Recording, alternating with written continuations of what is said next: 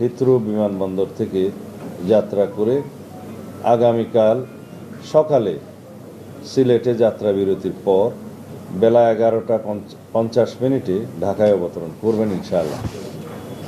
বিমানবন্দরে তাকে অনাড়ম্বর অভ্যর্থনা জানাবেন বিএনপির স্থায়ী কমিটির সদস্যবৃন্দ।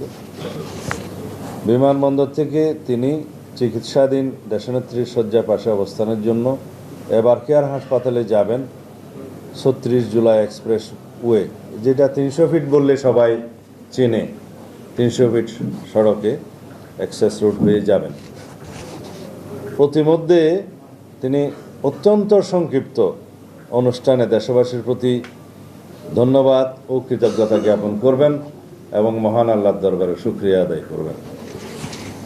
আমরা জানি আমাদের শত চেষ্টায়ও প্রিয় নেতাকে একবার দেখার দুর্নিবার আকর্ষণে 17 বছর ধরে অপেক্ষমান দেশের সকল প্রান্ত থেকে আসা লক্ষ লক্ষ জনতার রাজধানীমুখী জনস্রোত প্রশমনের সাধ্য আমাদের নেই।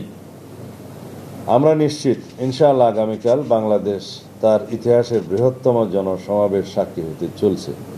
সেই ইতিহাস দৃষ্টান্ত হয়ে থাকবে এই সুবিশাল আয়োজন নিশ্চিদ্র বা ত্রুটিহীন করা আমাদের এই ক্ষুদ্র কমিটি এমনকি বৃহৎ দলের পক্ষেও সম্ভব নয়।